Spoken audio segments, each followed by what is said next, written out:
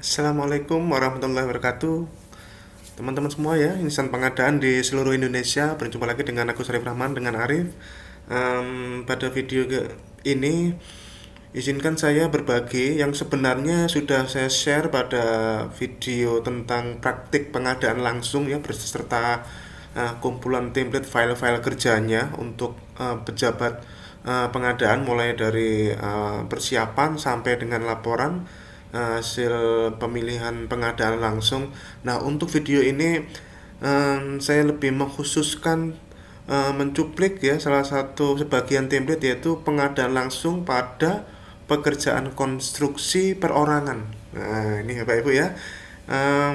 Pekerjaan konstruksi perorangan, dokumen pemilihannya ya baru dikeluarkan di Perlem 12 ini, dan ini menarik karena memang niat di Perlem 12 ini adalah untuk salah satunya adalah untuk menggiatkan ya pelaku usaha perorangan, baik di barang, jasa lainnya. Ya, jasa konsultan sudah sejak lama ya, ada perorangan dan pekerjaan konstruksi ini ya, pekerjaan konstruksi perorangan. Teman-teman semuanya, kalau Anda lihat di lampiran 2 Perlem LKPP 12 tahun 2021 itu ada persyaratan kualifikasi, itu ada dua macam, yaitu persyaratan kualifikasi untuk badan usaha dan untuk perorangan. Nah, orang sering bertanya, Bapak Ibu, perorangan ini berarti boleh dong untuk semuanya? Tidak, ya. Saya katakan tidak untuk semuanya, Bapak Ibu semuanya, ya. Buktinya apa? Buktinya pada MDP-nya. Itu terlihat pada MDP-nya. Kita, kalau Anda mengingat episode sebelumnya ya di YouTube saya, kalau terjadi perbedaan informasi, kalau itu disebabkan, itu bisa karena dua hal, karena terjadi typo, atau mungkin atau merupakan MDP-nya dengan pedomannya merupakan aturan operasionalnya yang lebih detail lagi. Bapak Ibu, memang di lampiran 2 ada persyaratan kualifikasi dan persyaratan teknis untuk pekerjaan konstruksi perorangan. Nah, ternyata pada MDP-nya kita lihat sama-sama Bapak Ibu, kita lihat MDP, pada MDP-nya kita lihat ini adalah MDP aslinya ya. Okay. Ini adalah MDP aslinya Bapak Ibu. Kita lihat perorangan di sini.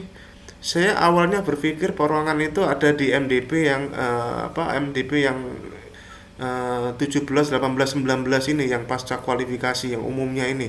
Tapi ternyata tidak Bapak Ibu ya, perorangan ini munculnya di MDP 5.3 pekerjaan konstruksi. Ini ya, MDP 5.3 untuk pekerjaan konstruksi dan pengadaan langsung. Jadi dengan kita memahami bersama bahwa lampiran 5 itu merupakan turunan kebijakan yang lebih operasional ya dari pedomannya, maka saya menyimpulkan bahwa pekerjaan konstruksi perorangan hanya untuk pengadaan langsung. Ya, di yang ini tidak ada Bapak Ibu ya, yang 17, 18, 19 ini tidak ada. Ya, tidak ditemui perorangan di sini. Perorangannya itu munculnya di 5.3 ini. Oleh karena itulah saya men-sharing pada beberapa waktu yang lalu kumpulan file-file kerja pengadaan langsung. Salah satunya adalah pekerjaan konstruksi perorangan yang sekarang akan kita share ini Bapak Ibu. Nanti Anda akan mendapatkan kumpulan ini ya, kumpulan file ini, pekerjaan konstruksi perorangan, yang sebenarnya sudah ada di atas ini Bapak Ibu, yang di video yang sebelumnya, cuma ini sengaja saya keluarkan dan supaya menjadi perhatian Bapak Ibu ya, supaya menjadi perhatian agar bisa dimanfaatkan kebijakan ini teman-teman semuanya. Barangkali kalau Anda belum tahu bahwa pekerjaan konstruksi bisa perorangan, ini kita sampaikan bahwa pekerjaan konstruksi untuk perorangan berlaku untuk nilai sampai dengan 200 juta. Jadi pekerjaan konstruksi untuk perorangan berlaku sampai dengan nilai paket 200 juta rupiah, alias pengadaan langsung yang dilakukan oleh pejabat pengadaan. Ya, barangkali Anda belum ngeh, ternyata sudah di Perlem 12-nya di lampiran 2 diatur begitu. Ini kita lihat Bapak Ibu. Memang di di lampiran 2 tidak terlalu dijelaskan ini untuk konstruksi perorangan ini untuk apa, tidak dijelaskan, tapi terlihat di lampirannya, lampiran 5. Buktinya apa? Buktinya kayak tadi itu ya, perorangan adanya di 5.3. Oleh karena itulah kita membuat seperti ini, kumpulan file-file ini. Pertama dari dokumen persiapan pengadaan. Nah, kalau ini sama saja Bapak Ibu ya. Yang penting adalah sekali lagi izinkan mengingatkan kembali bahwa spesifikasi pekerjaan konstruksi ya, produk dari konsultan perancangan adalah terdiri dari 3 ini. Hanya dokumen ini ruang lingkup pekerjaannya. Selain RAP-nya ya, itu dokumen ini yaitu uraian spesifikasi teknis yang terdiri dari spesifikasi bahan bangunan konstruksi, spesifikasi peralatan konstruksi dan peralatan bangunan, spesifikasi proses atau kegiatan termasuk jadwal ada di sini, spesifikasi metode pelaksanaannya ya, dijelaskan detail di sini tuntutannya ya, mulai dari bongkarnya pakai apa, ya, pekerjaan dindingnya pakai apa ini, ya, pakai seperti itu, semuanya dijelaskan detail termasuk sampai pekerjaan pondasi, pembuangannya pakai apa aja, metode seperti ini dijelaskan detail di sini di metode pelaksanaannya. Jadi produk dari konsultan perancang ya. Nah, kemudian spesifikasi jabatan kerja konstruksi ya, kalau ya otomatis kalau ini pengadaan langsung ya hanya pelaksana dan petugas K3 ya, atau ahli K3 atau petugas K3. Oke, kemudian bagian yang kedua adalah keterangan gambar.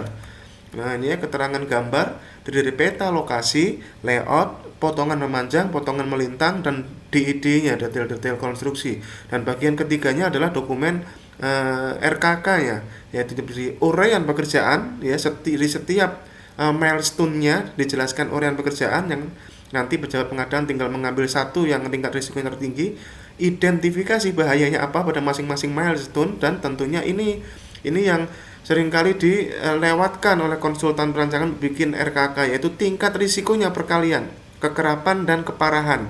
Ya, kekerapan dan keparahan. Dan itu Anda bisa merujuk pada teman-teman, Anda bisa merujuk pada ini ya. Pekerjaan konstruksi saya lihat dulu. Anda bisa teman-teman bisa merujuk pada Permen PUPR 10 tahun 2021 ya, Permen PUPR 10 tahun 2021 yang itu ini dia Permen PUPR 10 tahun 2021. Ya, ini Anda bisa merujuk ke sini, RKK-nya bahkan RMPK-nya juga ada sedikit perbaruan. Tapi untuk tender atau untuk proses pengadaan langsungnya biarlah menggunakan apa yang ada di MDP-nya, biarlah. Nanti pada saat persiapan pelaksanaan atau pada saat proses penyerahan RMPK ini bisa diganti sedikit kan, karena hanya Betty aja ya, saya lihat di sini beda tipis saja ya. Yang penting adalah dipedomani, untuk dipedomani ya, termasuk rincian SMKK-nya ya, rincian SMKK juga bisa dipedomani di sini. Oke. Kita kembali lagi ke sini ya. Jadi dokumen persiapan pengadaan sudah, kemudian dokumen pemilihannya mulai dari jadwal silahkan diatur seperti ini jadwalnya kurang lebih ya, untuk pekerjaan konstruksi ya. Jadi ini kalau ini tinggal diganti ya kalimatnya ya, surat perintah pengiriman ini Anda tinggal ganti surat perintah mulai kerja ya. Anda setting dulu jadwalnya, direncanakan dulu jadwalnya ya, seperti itu. Kemudian cover, review ini sudah kita sering berkali-kali kita bahas, dan ini adalah review pekerjaan konstruksi yang sedikit disederhanakan karena ini untuk pengadaan langsung, tidak terlalu sebanyak kalau menggunakan tender ya. Review ini sudah dilakukan penyesuaian ya, sudah dilakukan penyesuaian. Kemudian ini juga undangan reviewnya tetap dilakukan review Bapak Ibu, walaupun mungkin kata kita formalitas, tapi Bapak Ibu enggak lah ya. Apalagi ini pekerjaan konstruksi. Yang namanya kecelakaan kerja itu tidak memandang nilai paket, Pak. Kecelakaan kerja tidak memandang nilai paket. Tidak ada salahnya lah kita review ya. Tidak ada salahnya kita review. Nah, kemudian ini MDP-nya MDP 5.3, Romeo 5.3 di sini. Kita lihat ini adalah MDP untuk pengadaan langsung pekerjaan konstruksi perorangan ya, pengadaan langsung, pekerjaan konstruksi perorangan, ya. Ini seperti ini, lebih simpel Bapak Ibu, lebih simpel. Kita lihat apa sih ada yang ada di dokumen pemilihan, ya. Kita lihat apa yang ada di dokumen pemilihan Bapak Ibu. Sumber dana nih biasa ya, persyaratan kualifikasinya kita lihat. Apa yang disyaratkan di sini? Pertama adalah itu merujuk pada IKP nomor 5 ya. Kita lihat IKP nomor 5. Nah, ini dia persyaratan kualifikasinya seperti ini Bapak Ibu.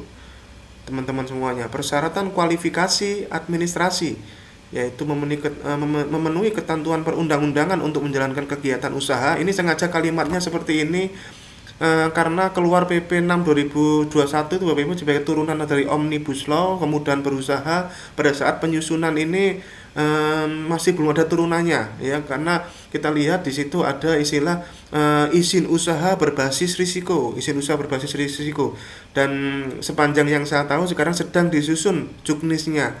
Nah, supaya fleksibel maka dibuatlah kalimat seperti ini. Jadi nanti ngikuti terkait dengan perizinan untuk pekerjaan konstruksi seperti bagaimana.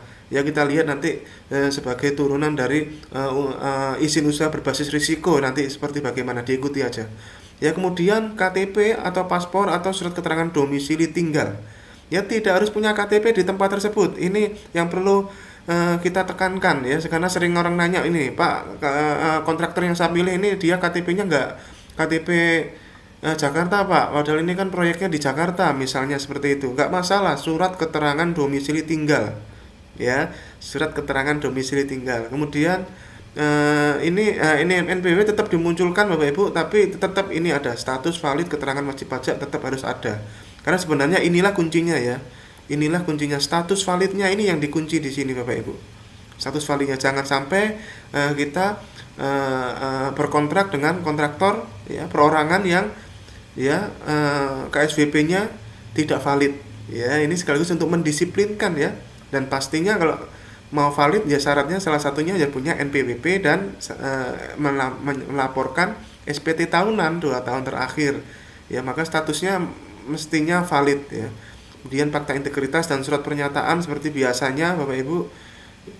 Ya, surat pernyataan ini sekali lagi juga tidak dimintakan surat pernyataan yang kalau Anda menggunakan SPSE tidak perlu minta lagi. Ya, kalau Anda menggunakan manual silahkan ya. Tapi kita tentunya sarankan karena memang perintahnya di Perpres adalah pengadaan kita dilakukan secara elektronik. Jadi sedapat mungkin kontraktor yang Anda pilih adalah kontraktor yang sudah terdaftar di SPSE. Suruh dia bikin akun di LPSE terdekat di kota Anda. Itu lebih enak. Ya, kemudian dalam hal pengadaan langsung jasa konstruksi yang dipergunakan untuk Papua, maka diutamakan untuk pelaku usaha Papua asli. Itu persyaratan kualifikasi administrasi. Kalau teknisnya bagaimana? Teknisnya dia punya SKK ya. Dia harus punya SKK yang masih berlaku. Dan dia juga harus punya pengalaman paling enggak 1 pekerjaan dalam 4 tahun terakhir. Dan di sini untuk perorangan tidak ada pengecualian. Untuk yang enggak punya pengalaman tidak bisa. Ya. Jadi seperti itu. Jadi kalau perorangan ini harus punya pengalaman paling enggak 4 tahun terakhir 1. Ya kebangetan Bapak Ibu ya. Ya mana mungkin lah Anda nunjuk kontraktor masih fresh graduate ya. Janganlah ya. Ini perorangan Pak, bukan badan usaha. Ya. Perorangan. Dia harus punya pengalaman lah ya. 1 pekerjaan konstruksi ya dalam 4 tahun terakhir, dan ini sangat mudah mestinya.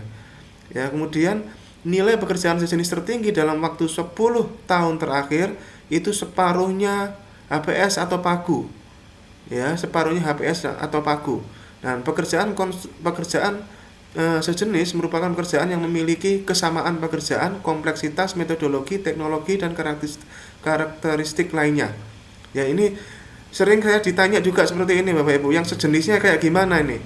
Ya, sejenisnya ini Bapak Ibu dijelaskan di kalimat sambungannya ya. Pekerjaan sejenis yang dimaksud di sini ya, sejenis adalah pekerjaan yang memiliki kesamaan pekerjaan, kompleksitas pekerjaan, metodologi, teknologi, dan karakteristik lainnya ya. Jadi misalkan kalau pekerjaan jalan ya, kalau misalkan pekerjaannya jalan ya pengalaman jalan. Kalau pekerjaannya renov nambah lantai misalkan, ya pengalamannya seperti itu ya, kompleksitasnya ya.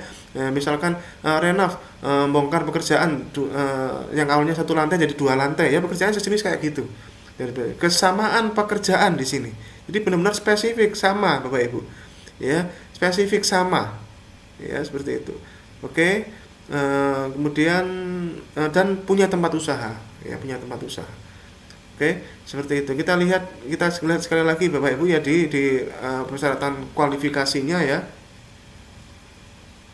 Di persyaratan kualifikasinya kita lihat teman-teman semuanya.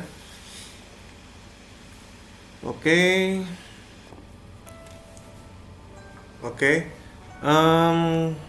Jadi ini ya persyaratan kualifikasinya ini Bapak Ibu ya. Persyaratan kualifikasinya sama persis ya dengan di IKP-nya tadi, karena ini adalah merujuk pada IKP klausul nomor 5 ya. Kemudian masa berlaku dan jangka waktu pekerjaannya. Nah, persyaratan teknisnya disederhanakan Bapak Ibu. Kita lihat persyaratan teknisnya praktis hanya peralatan saja Bapak Ibu ya. Peralatan saja persyaratan teknisnya, memiliki kemampuan menyediakan peralatan untuk pelaksanaan pekerjaan. Nah, ini dia. Jadi ya sebenarnya persis kayak kita mau bangun rumah sendiri lah ya. Kalau bikin rumah sendiri kan ya cukup kalau kita bayar ya, kita minta seorang kontraktor perorangan ya, mandor gitu ya, kontraktor yang punya tukang gitu ya. Ya paling pertanyaan kita, Bapak punya alatnya apa, seperti itu ya, kurang lebih sederhana saja Bapak Ibu ya, seperti itu Bapak Ibu. Jadi peralatan ini diisi oleh jasa pengadaan dalam hal pengadaan dengan nilai paling banyak 50 juta atau dengan nilai paling banyak 200 juta untuk yang provinsi Papua Pesisir ini dikecualikan. Nah, ini lebih disederhanakan lagi ya Bapak Ibu ya. Kita lihat, saya ulangi lagi. Jadi persyaratan peralatan utama ini dipersyaratkan untuk yang pekerjaan konstruksi perorangan ini. Hanya peralatan utama ini saja. Tapi itu pun dikecualikan untuk yang di bawah 50 juta. Pekerjaan konstruksi perorangan di bawah 50 juta nggak pakai persyaratan alat seperti ini Bapak Ibu ya. Jadi seperti itu, dikecualikan. Untuk Papua yang sampai dengan 200 juta. Ya, kemudian di sini ada keterangannya, di sini status kepemilikan ya, milik sendiri itu dilakukan terhadap bukti kepemilikan peralatan ya, kayak STNK, BPKP, invoice ya. Kemudian bisa sewa beli sama seperti biasanya ya, dilakukan terhadap bukti pembayaran sewa beli. Misalkan contohnya invoice, uang muka, angsuran seperti itu ya, sewa beli ya. Atau sewa dilakukan terhadap kebenaran surat perjanjian sewanya saja. Kebenaran surat perjanjian sewanya saja Bapak Ibu, surat perjanjiannya aja. Oke, ini Bapak Ibu ya, pekerjaan konstruksi perorangan ya, seperti inilah ya. Kemudian kita lihat kertas dan seterusnya, Anda bisa lihat ya, pelajari sendiri. Kemudian file berikutnya kertas kerjanya Bapak Ibu. Oke, kertas kerjanya. Kertas kerja kita sudah sederhanakan khusus untuk perorangan ya. Formulir evaluasi penawaran metode pengadaan langsung untuk perorangan ini ya, seperti ini kurang lebih teman-teman semuanya ya. Dan ini yang namanya, walaupun ini pengadaan langsung yang sifatnya menunjuk ya, tetap saja seperti ini. Jika peserta tidak memenuhi persyaratan administrasi, maka peserta pengadaan menyatakan pengadaan langsung gagal dan mengundang pelaku usaha yang lain. Saya sering ditanya, pengadaan langsung Pak, ngundangnya lebih dari satu pelaku usaha? Enggak Pak, pengadaan langsung itu ngundangnya satu-satu Pak ya, satu diundang, kemudian dilakukan kita tunggu dokumen penawarannya, kita cek, kalau misalnya tidak sesuai berarti batal Bapak Ibu ya, gagal, dan kita baru ngundang yang lain. Itu pengadaan langsung, berlaku untuk semuanya ya, pengadaan langsung. Kemudian ini lembar evaluasi kualifikasi untuk penyedia perorangan ya, memiliki ketentuan peraturan perundang-undangan, KTP ya, atau keterangan domisili, kemudian status KSWP, kemudian pengalaman ya. Kemudian untuk yang Papua ya, harus orang Papua asli ya, OAP, kemudian fakta integritas, surat pernyataan ya. Kemudian dia harus memiliki SKK ya, surat sertifikat kompetensi kerja. Kunciannya sebenarnya di sini aja Bapak Ibu. sertifikat kompetensi kerja dan pengalaman. Ya, kemudian surat pernyataan, dan ini dia Bapak Ibu ya. Nilai pekerjaan sejenis tertinggi adalah separuhnya HPS. Jadi intinya adalah kalau kita gabung kalimat ini Bapak Ibu, dia harus punya pengalaman separuhnya HPS, minimal 1 pekerjaan ya, dan pengalaman dia separuhnya HPS Bapak Ibu. Jadi kalau pekerjaannya misalkan 150 juta ya, dia harus punya pengalaman 75 juta. Kalau pekerjaannya misalkan 100 juta, dia harus punya pengalaman paling enggak 50 juta. Seperti itu ya. Dan memiliki tempat usaha. Jadi ini memang filosofinya adalah supaya orang itu berproses, Pak. Ya. Jadi kalau misalkan ya, kalau kamu pengen dapat pekerjaan 100 juta, ya punyalah pekerjaan yang 50 juta dulu lah. Nanti kalau sudah dapat pekerjaan 50 juta, nanti bisa ikut yang sudah dapat bisa ikut yang 100 juta kan. Nah, kemudian kalau misalkan dapat yang 100 juta, bisa ikut yang 200 juta. Seperti itu. Orang itu berproses terus. Bapak Ibu. Bahkan kalau sudah dapat pengalaman 200 juta, maka bisa ikut bersaing di tingkatan yang lebih, nilai paket yang lebih tinggi, yaitu yang tender. Seperti itu. Oke. Nah, kemudian embar evaluasi teknis ya, peralatan seperti tadi ya, peralatan. Oke, dan sama seperti proses-proses sebelumnya ya, proses sebelumnya, kalau nggak lulus berarti ngundang pelaku usaha yang lain. Dan sekali lagi kita ingatkan kembali, peralatan seperti yang ada di dalam MDP-nya ini adalah dikecualikan untuk yang pekerjaan konstruksi di bawah 50 juta. Ya, di bawah 50 juta atau paling banyak 50 juta itu nggak pakai peralatan. Jadi artinya nggak ada persyaratan teknis, hanya kualifikasi aja. Ya, pekerjaan konstruksi perorangan di bawah 50 juta ya sampai dengan 50 juta tidak memerlukan persyaratan peralatan dan tidak ada persyaratan teknis, Bapak Ibu. Ya, hanya praktis, hanya pengalaman itu tadi saja, pengalaman ya. Seperti itu tadi, pengalaman persyaratan di dalam kualifikasi administrasi dan teknis. Ya. Seperti itu tadi. Nah, kemudian yang orang untuk Papua untuk 200 juta ya, seperti itu. Oke, kita ingatkan kembali supaya ini bisa jadi benar. Oke, ini formulirnya, kemudian dilakukanlah negosiasi ya, formulir klarifikasi dan negosiasi seperti ini. Ya, kalau negosiasi biasalah seperti ini ya Bapak Ibu ya. Oke, dan sedapat mungkin ya kalau diatur lah, jangan sampai ada yang di bawah 80% ya Bapak Ibu ya. Lucu ya ini ya, kalau pengadaan langsung ada di bawah 80% ya. Ya, seperti itu diusahakan lah ya, jangan supaya nggak perlu dilakukan evaluasi kewajaran harga juga ya. Buang-buang waktu lah ya, masa pengadaan langsung aja pakai evaluasi kewajaran harga ya Bapak Ibu ya. Ya janganlah ya. Ya sedapat mungkin lah ya, sedapat mungkin diusahakan lah, jangan ya, untuk mengefektifkan waktu ya. Kemudian formulir ini berikutnya, tahapan berikutnya setelah dilakukan penetapan pemenang, maka dilakukanlah formulir pengisian formulir identitas penyedia ya. Identitas penyedia seperti seluruh proses tahapan berikut semuanya Bapak Ibu, lakukanlah formulir ini ya. Sekaligus itu untuk angka kredit ya, untuk angka kredit buat pejabat pengadaan Bapak Ibu ya.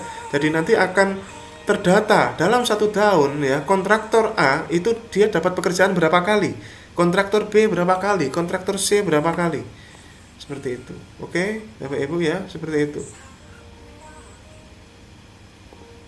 Nah, kemudian terakhir ini adalah BAHPL, berita acara hasil pengadaan langsung ya, berita acara hasil pengadaan langsung BAHPL ya. Seperti biasa ini BAHPL yang insyaallah sudah disesuaikan dengan Perlem 12, dan ini adalah laporan hasil pengadaan langsungnya, langsung dijadikan satu file ya, langsung dijadikan satu file langsung. Oke, laporan seperti ini kurang lebih ya, silahkan nanti di ya. Kemudian dokumen kontraknya seperti biasa, ini dokumen kontraknya, surat perintah mulai kerja. Ini kalau Anda pakai yang ini ya, surat perintah mulai kerja. Kemudian ini folder nomor 3 ini adalah dokumen kontrak selain SPK-nya. Kan SPK-nya sudah ada di persiapan pengadaan tadi ya, di folder nomor 1 tadi, nggak usah diulang lagi di sini. Jadi folder nomor 3 ini yang lampiran-lampirannya aja dan beserta SPMK-nya. Ya, beserta SPMK-nya seperti ini ya. SPP, SPMK. Ini lampiran SPK-nya Bapak Ibu. Jadi SPK perlu lampiran, ini saya ambil contoh yang barang. Nanti Anda tinggal sesuaikan ya. Anda tinggal sesuaikan lampiran SPK-nya, kemudian ini lampiran SPMK-nya. Oke. Kemudian folder nomor 4 ini terkait dengan berita acara serah terima pekerjaan ya, seperti Biasanya ini saya copy paste dari yang lain juga ya, tidak saya bedakan. Silakan Anda ambil yang disesuaikan dengan pekerjaan konstruksi ya. Seperti itu. Nah, kemudian juga ini BAHPA. Pak, ini kan BAHPA nggak perlu, Pak. Kan sudah dihapus PPHP, PCPHP. Saya mengambil keputusan ini tetap ada, tapi yang mengerjakan adalah staf PPK, yang bagian dari timnya PPK. Karena tujuannya adalah untuk standar daftar isi Bapak Ibu ya, supaya lengkap ya, standar daftar isinya lengkap. Ya, checklistnya lengkap ya. Checklistnya lengkap sesuai dengan pengadaan langsung ya, pengadaan langsung standar daftar isi seperti ini ya. Nah, ini dia SPK, ini yang SPK standar daftar isi, checklistnya ini. Ini adalah checklist BAHPA Bapak Ibu. Ya, BAHPA. Jadi saya memilih untuk tidak menghilangkan BAHPA-nya, tapi dikerjakan oleh tim pengelolaan kontrak PPK ya, seperti itu. Kemudian kita folder nomor 5 yang terakhir, ini adalah penilaian kinerja penyedia yang sudah pernah kita bahas ya. Ini berdasarkan Perlem 4 tahun 2021 tentang pembinaan pelaku usaha. Di sini diwajibkan PPK untuk menilai. Ini sudah ada di SPSE Bapak Ibu. Ya, sudah ada di SPSE. Ya, kalau misalkan Anda berkenan untuk menilai dengan cara manual ya silakan, seperti ini cara manualnya. Ini saya bikin versi manualnya. Caranya sederhana Bapak Ibu, manualnya. Anda tinggal nilai aja seperti ini, Anda tinggal ngisi angka 3, 2, 1 sesuai dengan kolomnya ini ya. Jadi misalkan ini angka 3, saya nggak mau ngasih nilai 3 kualitas dan kuantitas pekerjaan, saya maunya 2. Oke, Anda tinggal nilai 2 di sini, angka 3-nya dihapus. Seperti itu ya Bapak Ibu ya. Nah, kemudian ini Anda tinggal sesuaikan lah ya di sini. 2,5 ini manual ini ya. Ini manual, dan ini tinggal sesuaikan. Sangat baik itu di atas 2,5, 1,5 sampai 2,5 baik, di bawah 1,5 cukup. Oke. Kemudian saran saya, evaluasi kinerja penyedia ini direkap. Ya. Direkap dalam satu penyedia. Biasa jadi dalam satu penyedia karena dia langganan dia disuruh kerjain berkali-kali ya. Ini direkap Bapak Ibu. Direkap dan nilai kinerjanya juga direkap. Ya, jadi nanti Anda kontraktor A, kontraktor B, kontraktor C ya. Anda bisa membandingkan kinerja penyedia mereka. Ya, direkap. Dan lebih bagus lagi rekapnya kemudian setelah rekap per penyedia, ini ada rekap per penyedia, rekap total seluruh penyedia, ini nama penyedia A, B, C dan seterusnya. Sehingga dihasilkan total nilai kinerja penyedia pekerjaan konstruksi total dalam satu instansi. Keren nggak Bapak Ibu? Ya, ini adalah the next strategi Bapak Ibu ya. Jadi tidak hanya sekedar menilai kinerja penyedia, tapi merekap baik per penyedia maupun rekap total seluruh penyedia. Oke, ini yang kita harapkan di strategi ini Bapak Ibu. Semoga kumpulan file ini bisa dimanfaatkan. Nanti ada di deskripsi video Bapak Ibu ya, ada deskripsi video link Google Drive. Saya mengharapkan teman-teman jangan meminta akses untuk edit. Cukup download saja filenya. Toh ini juga filenya asli semua kok. Tidak saya PDF-kan, filenya asli semua. Cukup Anda download aja, jangan minta akses edit. Ya, nanti karena ini untuk seluruh rakyat Indonesia Bapak Ibu. Nanti kalau akses edit, nanti khawatirnya Anda edit misalkan ya tidak sengaja begitu ya.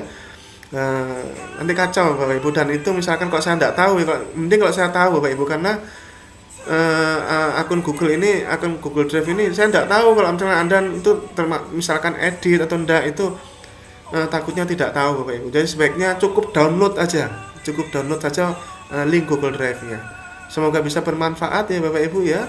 Jadi isinya rincian template-nya adalah 5 bagian ini ya: DPP, dokumen pejabat pengadaan, dokumen kontrak selain SPK, serah terima pembayaran, evaluasi kinerja penyedia. Pastikan semuanya dokumentasi Bapak Ibu mengikuti standar daftar isi, baik standar daftar isi untuk pejabat pengadaan yang ini dan standar daftar isi untuk SPK pengadaan langsung yang ini.